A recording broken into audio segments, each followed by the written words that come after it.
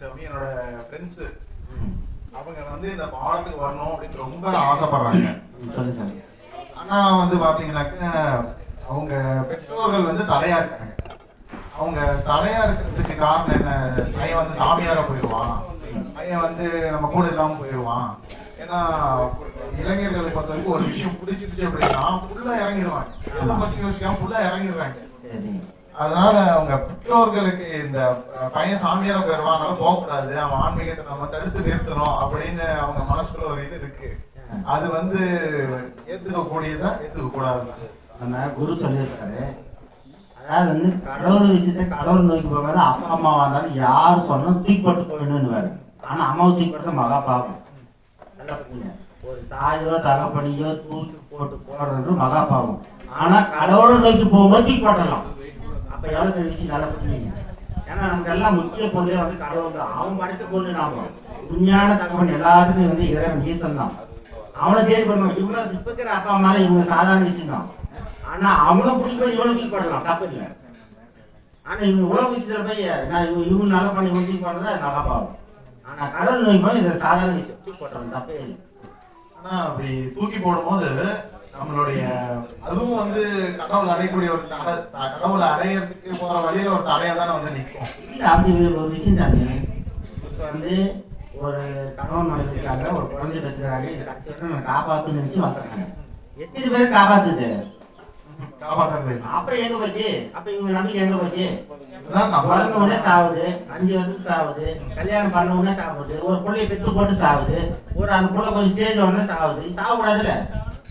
இப்ப அப்பா அம்மா நினைக்கிறேன், என் பிள்ளை கடைசி என் கூட என் காப்பாற்றணும், எங்க எட்டு பிள்ளைங்க இருக்கு. அப்ப நம்ம கையில் இல்லைல்ல. அப்ப கடவுள்கிட்ட போகாத கருத்து இவங்கள உருவுக்குது. ஆனா அவங்க வந்து அது மனசு அப்படியே ஏற்றுக்கும். நம்ம அதை தூக்கி போட்டுடணும். அதாவது வந்து நம்ம மனசுல அப்பா அம்மாவுக்கு நம்ம காப்பாற்றணும், நம்ம பண்ணணும், செய்யணும். அது தப்பு கிடையாது. அதை செய்யறதை செஞ்சு நம்ம வரைக்கும் நம்ம போயிடணும். அதை விட்டு நான் எங்கள் அப்பா அம்மாவே இல்லைன்னா எதுக்கு போட்டாங்க, நாய்க்கு குட்டி போட்டு வளர்ந்து சாப்பிட்டு நம்ம அங்கே வந்தோம். அப்போ நம்ம இதோட அடுத்த லெவல் போகணும்ல. கண்டிப்பா. அப்போ வந்து அப்பா அம்மா முக்கியம் தான் சாமி. ஆனால் கடவுள் வைப்பாலும் அப்பா அம்மா முக்கியம் கிடையாது. இதை தெளிவாக வச்சுக்கோங்க. ஏன்னா அந்த காலத்துல இப்ப 100 வருடம் முன்னாடி எல்லாம் மன்னர்கள் காலத்துல எல்லாம் பசங்க வந்து குழந்தைங்க வந்து தெய்வத்தை நோக்கி போறாங்க அப்படின்னாக்கா பெற்றோர்களே வந்து சந்தோஷப்படுவாங்க. ஆமா, ஊக்குவிப்பாங்க, சந்தோஷப்படுவாங்க, கொண்டு விட்டு வருவாங்க. ஒரு குணம் வந்து அது கூட 12 வருஷம் தான் வீடு விட்டு வெளியதான் இருந்தாங்க அப்படின்னு வந்தாங்க. எல்லாம் இப்பதான் இப்ப கலியுகமாச்சு. இப்ப நான் மட்டும் நல்லா இருக்கணும், என் பிள்ளை மட்டும் நல்லா இருக்கிற எங்க நல்லா இருக்கணும். அப்போ வந்து உலகத்தில் நல்லா இருக்குன்னு நினைச்சாங்க. இப்ப கேட்க நான் மட்டும் நல்லா இருக்குன்னு நினைக்கிறாங்க. மாறி போச்சு. அப்ப இது ஒண்ணும் பண்ண முடியாது. அதையும் மீறி நம்ம வந்து பெற்றோர்கள் கிட்ட அனுமதி வாங்கிட்டு ஆசீர்வாதம் வாங்கிட்டு அவங்க அனுமதியோட பக்தி சொல்லுங்க சரி கிரியை யோகம் ஞானம் இந்த இதுக்குள்ள நம்ம வந்து அப்படியே செய்தாலும் நமக்கு இன்னொரு தடையா வந்து நிக்கிறது, நம்மளால முழுசா போக முடியல. இந்த மனசு வந்து எவ்வளவா நீங்க வந்து ஐயா சொன்ன மாதிரி நீங்க இதுல போகணும்னு விதியில யாரும் தடுக்க முடியாது, யாராலையும் தடுக்க முடியாது, உங்களால தடுக்க முடியாது. கரெக்டாக அந்த நேரம் எழுதி போட்டுரும், போய் அந்த நேரம் உட்காந்துருவீங்க, அந்த நேரம் செய்வீங்க. ஆனால் அதே நீங்கள் போகலான்னு நினச்சா பட் நீங்கள் சொன்னமா ஒரு மாய தூங்கலாம் தூங்கிடுவீங்க. இது நம்ம கையில் இல்லை சாமி, முயற்சி மட்டும்தான் நம்மளுது. முடிவு இறைவன் இருக்குது. நீ எப்படி ஆகணுன்றது அவன் முடிவு பண்ணிட்டான். அப்போ நீ யார் தடுக்க நினைப்பா போயிட்டே இருக்கணும். நீங்கள் போகக்கூடாதுன்னு விதி இருந்தா எல்லாம் தடை வந்துட்டே தான் இருக்கு. நீங்கள் போகணும்னு முடிவு பண்ணிட்டா யாரும் தடையே கிடையாது, தானா போயிடும். இப்போ இந்த பிறவியில் நம்மளால போக முடியல. ஆனா நீங்க சின்ன வயசா இருக்கீங்க, தாராளமா போகலாம், தப்பே கிடையாது. எல்லாம் போக முடியாது. நாங்க எல்லாம் முடிஞ்ச வயசு ஐயா சொன்னா நாங்களாம் காலி சேர்த்து, அதனால பிரச்சனை இல்லை. நீங்க போகலாம், நீங்க முயற்சி படிங்க, குடிங்க கெட்டியா.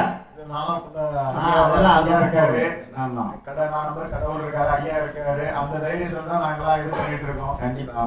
ஏன்னா இப்ப எங்க கூட இருக்கிற பசங்க எல்லாம் கடவுள் கோயில்னு சொல்லுவாங்க. இப்ப சம்மர் ஆரம்பிச்சிருச்சு, போன சம்மர் எல்லாம் வெள்ளியங்கிரி போகணும், அங்க போகணும், இங்க போகணும், டூரிஸ்ட் பிளேஸுக்கு போகணும். போன சிவராத்திரிக்கு எல்லாமே ஒரு பெரிய இதுக்கெல்லாம் போய் அவ்வளவு குத்தாட்ட மாட்டாங்க. ஆனா ஐயா மேல அவ்வளவு நம்பிக்கை வரவும் ஐயாவே தான் ஐயாவுடைய பேச்சிலே ஒரு இதாகி இறைவன் எது அப்படின்னு தெரிஞ்சுக்கக்கூடிய அளவுக்கு ஒரு மைண்ட் செட் வந்திருக்கிறாங்க. ஆனா அவங்களுக்கு மெயின் வந்து தடைகள் தான் அதிகமா கிடைக்கிறது. அது நீங்க சொன்ன மாதிரி விதி அந்த இது சொல்லுங்க, அது இருக்கு. முயற்சி தான். அதாவது மண்மனம் எங்குண்டோ இது சொல்லுவாங்க, மண்மனம் எங்குண்டோ வாய் வாங்குவது. அந்த மனசும் வாயு ஒன்று சேர்த்துக்கும். நீங்கள் வந்து அப்பா மேலே ஒரு இது மருத்துவம் தந்தை ரெண்டும் ஒன்றா சேர்த்துக்கு. நான் இப்படி தான் போகணும் இப்படி தான் போகணும்னு நினைக்கிறேன் தானே நடக்காது. இப்போங்க சாமி இது அதிகமா வந்து பட்டினத்தாரு, பத்திரகிரியாரு, புத்தரு, அப்புறம் போதி தர்மர் இவங்கெல்லாம் வந்து ஒரு அரசரை விட அதிகமான சுகங்கள்ல இருந்து அந்த சுகங்களை எல்லாம் தொடர்ந்து ஆன்மீகத்துக்கு வந்திருக்காங்க. ஆனா இந்த காலத்துக்கு வந்து அது வந்து பொருந்தாது அப்படின்னு சொல்றாங்க. இல்ல இது ஒரு விஷயம் என்னன்னா, பெரிய பெரிய ராஜா வந்து பொன் பொருளை விட இதுதான் முக்கியம் நம்ம தெரிஞ்சிருக்கு. அப்ப இது விட அதான் நேர்ந்தோம். இப்போ இன்பம் பேரின்பம் ரெண்டு இருக்கு. இங்க இருக்கிறதெல்லாம் இன்பம்ன்றது ஒண்ணு கூட கிடைச்சிடுறது, ஈஸியா கஷ்டப்பட்டு அனுபவிச்சிருவாங்க. ஆனா பேரின்பம் கஷ்டப்படாதான் வரும். அப்ப அந்த பேர் நம்ம அடைஞ்ச வச்சுட்டு வரவே மாட்டோம், எல்லாத்தையும் தூக்கி போட்டோம், எதுவுமே வேணாம்னு போயிடும். அவங்க அடைஞ்சாங்க, நம்ம அடையல, இவ்வளவுதான் விஷயம், வேற ஒண்ணும் கிடையாது. அதை அனுபவிச்சு வந்து விட்டு போவானா, அதனால நம்ம அடைய முயற்சி பண்றோம், அதை அனுபவிச்சா நம்ம விட்டு போய் நாம உடம்பே வேணும் போயிடுவோம். நம்ம அதுக்கான காலம் வரும், அது பொறுத்துதான். ஆனா இப்ப நிறைய ஞானிகள்லாம் வந்து பாத்தீங்கன்னாக்க குடும்ப வாசம் குடும்பத்தையும் ஒரு இதா இருக்காங்க, அவ்வளவு பற்று இருக்கு. ஏன்னா பட்டினத்தாரே வந்து பாத்தீங்கன்னாக்கா அவங்க தாய் மேல அவ்வளவு அன்பு வச்சிருந்தாராம். ஆமா. ஆனா அதனாலதான் அவங்க தாய் இறக்கும் போது அவரால் தாங்க முடியல. அழிகிற உடல் தான் தெரிஞ்சோம், அதுல உயிர் இல்லைன்னு தெரிஞ்சோம். அப்ப கூட அந்த கட்டை மேல வச்சா என் தாயோடைய உடல் வந்து சேதப்படும், கிழிச்சிடும், அதனால வாழை மட்டும் மேல வைங்க அப்படின்னு இருக்காங்க. அந்த மாசம் வந்து ஆன்மீகத்துல ஏற்றக்கூடியதானா? அது வந்து உண்மையா சொல்றேன்னா அவரோட மனசுதான் சார். செத்து போன உடம்புக்கு வெட்டி பாடல இது வேணும் தெரிஞ்சு போடுறேன். ஆனா இது உண்மையா உயிரோட இருக்கிற மாதிரி நினைச்சு ஃபீல் பண்ணாரு. அதனால அவருடைய நிலைமைக்கு அந்த மாதிரி.